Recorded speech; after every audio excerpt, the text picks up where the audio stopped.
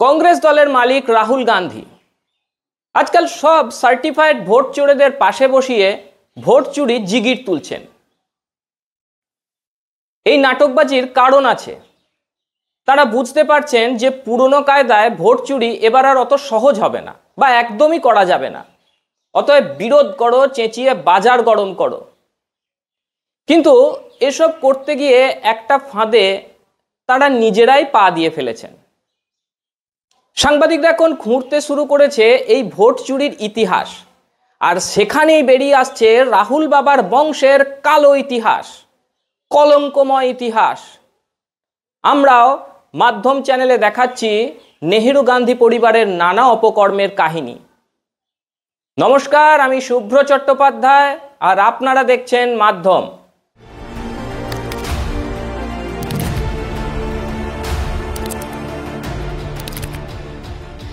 আগের ভিডিওতে আমরা দেখিয়েছিলাম কিভাবে ভোট চুরি করে প্রধানমন্ত্রী হয়েছিলেন জওহরলাল নেহেরু। ডেসক্রিপশনে দেওয়া আছে সেই ভিডিওর লিংক, আই বাটনেও দেখাচ্ছে।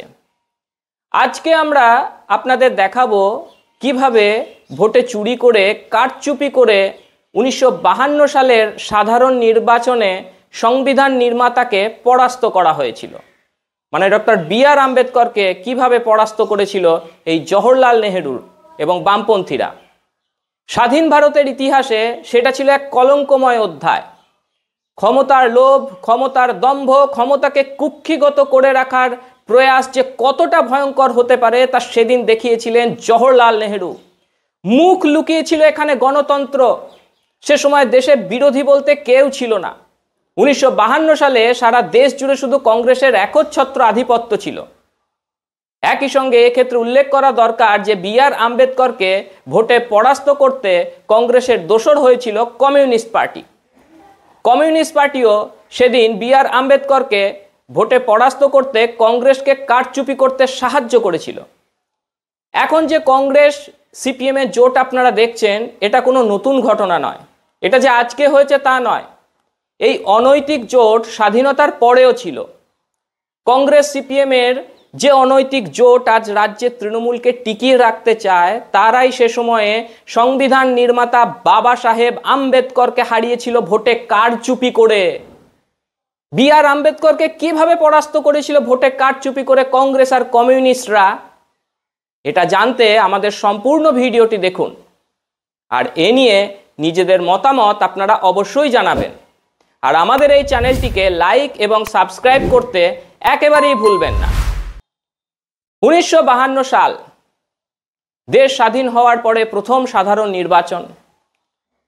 Doctor B.R.. আম্বেদকর সে সময়ে জওহরলাল নেহেরুর মন্ত্রিসভা থেকে ইস্তফা দেন এবং তিনি সিদ্ধান্ত নেন যে মুম্বাই উত্তর লোকসভা কেন্দ্র থেকে তিনি প্রতিদ্বন্দ্বিতা করবেন। তবে বি.আর. আম্বেদকরকে কোনোভাবেই জিততে দেওয়া চলবে না। কংগ্রেসের মধ্যে থাকা নেহেরু গান্ধী পরিবার এবং তাদের অনুগামীরা এটা ঠিক করে ফেলে যে আম্বেদকরকে কোনোভাবে জেতানো যাবে না, তাকে সংসদীয় রাজনীতিতে রাখা যাবে না, টিকতে দেওয়া যাবে না তাকে ভারতের রাজনীতিতে। এই সময় মুম্বাই উত্তর লোকসভা কেন্দ্র থেকে বি.আর. আম্বেদকরের প্রার্থী পদের বিরোধিতা করে আবার কমিউনিস্ট পার্টিও।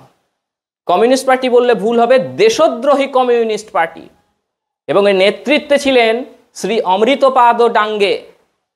শ্রী অমৃতপাদ ডাঙ্গে সেই ব্যক্তি যিনি ব্রিটিশদেরকে সাহায্য করবেন বলে মুচলেকা দিয়ে জেল থেকে ছাড় পেয়েছিলেন। এমন অমৃতপাদ ডাঙ্গে বি.আর. আম্বেদকরকে বিশ্বাসঘাতক বলে অভিহিত করেন। ডাঙ্গের উদ্দেশ্য ছিল একটাই, আম্বেদকরকে কোনোভাবে জিততে দেওয়া চলবে না। এক্ষেত্রে কংগ্রেস পার্টি এবং কমিউনিস্ট পার্টি একে অপরের সহযোগী হয়ে ওঠে। Doctor B.R.. আম্বেদকর, যিনি ভারতবর্ষের সংবিধানের প্রণেতা, তাকেই কংগ্রেস ও কমিউনিস্ট পার্টি বিশ্বাসঘাতক বলে প্রচার চালাতে থাকে। স্বাধীন ভারতের ইতিহাসে এ ছিল এক লজ্জাজনক অধ্যায়, এ ছিল এক কলঙ্কজনক অধ্যায়।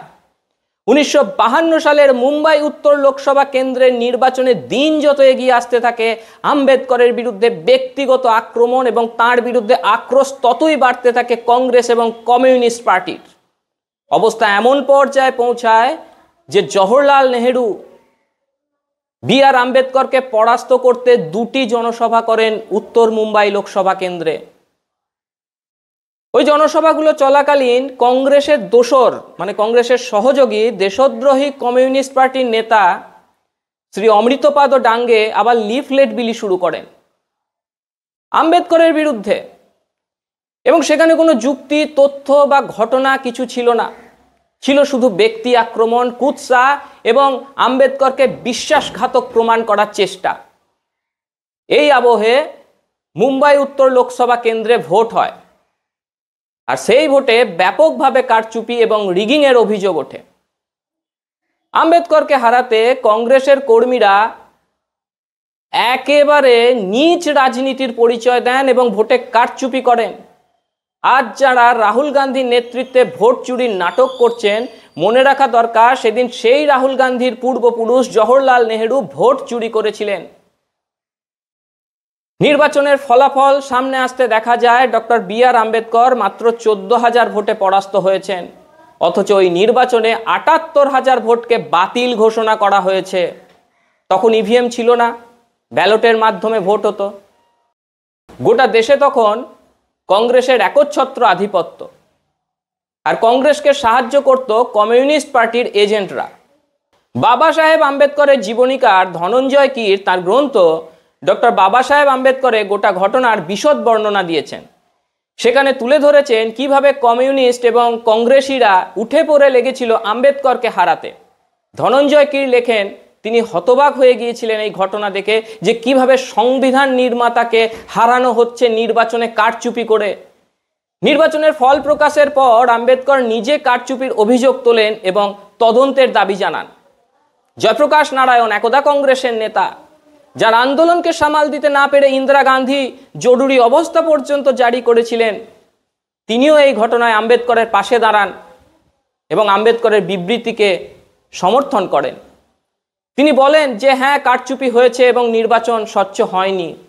ডক্টর বি আর আম্বেদকর নিজে তার বিবৃতিতে এই ষড়যন্ত্র এবং কারচুপির জন্য দায়ী করেন কমিউনিস্ট নেতা অমৃতপাদ ডাঙ্গেকে।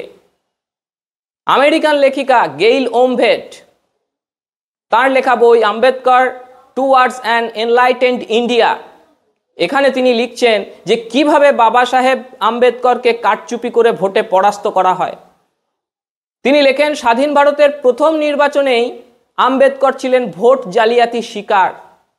সংবিধান যার হাতে রচিত হয় সেই সংবিধানকেই লঙ্ঘন করা হয় আম্বেদকরকে পরাস্ত করতে। বি আর আম্বেদকর এটা মেনে নিতে পারেননি। তার সহধর্মিণী সাবিত্রীবাই আম্বেদকর তার এক বন্ধুকে এ নিয়ে আবেগপ্রবণ হয়ে চিঠিও লেখেন, এবং সেখানে তিনি বলেন যে নির্বাচনের পরাজয়ের পরই আম্বেদকরের শারীরিক ও মানসিক স্বাস্থ্যে বিরূপ প্রভাব দেখা যাচ্ছে। তিনি আরও লেখেন, রাজনীতি ও সংসদীয় কাজেই তিনি উৎসাহ পেতেন, সেটাই ছিল তার শক্তির উৎস। আবার একই সঙ্গে এটা তার স্বাস্থ্যের অবনতির কারণও হয়ে দাঁড়ালো। দীর্ঘ রোগ ভোগ ও হতাশার মধ্যে চলতে চলতে 1954 সালে মহারাষ্ট্রের ভান্ডারার উপনির্বাচনে বি আর আম্বেদকর ফের একবার প্রার্থী হন, কিন্তু কংগ্রেস ফের প্রভাব খাটিয়ে তাকে জিততে দেয়নি। 1952 সালের পরাজয়, তারপর 1954 সালের পরাজয়, সবকিছু মিলিয়ে ডক্টর আম্বেদকরের স্বাস্থ্যের ভয়াবহ অবনতি ঘটে। শেষমেশ 1956 সালের 6 ডিসেম্বর প্রয়াত হন সংবিধান নির্মাতা। ডক্টর বি আর আম্বেদকরকে পরাস্ত করার এই কাহিনী ভারতের গণতন্ত্রের প্রেক্ষাপটে এক লজ্জাজনক অধ্যায়। ন্যায় প্রতিষ্ঠা, সমাজে সমতা আনার জন্য নিরন্তর সংগ্রাম করা মানুষটিকে জোর করে পরাস্ত করেছিল কংগ্রেস এবং কমিউনিস্ট পার্টি। সমাজ সংস্কার, দেশ গঠনে তার অবদান, এটা যেমন চিরস্মরণীয় হয়ে থাকবে, মানুষের মনে রাখা উচিত, একইভাবে দেশের মনে রাখা উচিত যে কিভাবে ভোট চুরি করে তাকে হারিয়েছিল কংগ্রেস এবং কমিউনিস্ট পার্টি। আজ এখানেই শেষ করছি। কেমন লাগলো আমাদের প্রতিবেদনটি জানাতে ভুলবেন না। সঙ্গে থাকুন, দেখতে থাকুন মাধ্যম। Goa's transformation is more than just development. It's about progress and a brighter future for all. Bridges that unite aspirations, highways that bring communities closer, world-class airports welcoming opportunities. From modern infrastructure to seamless connectivity, Goa is on the fast track to grow.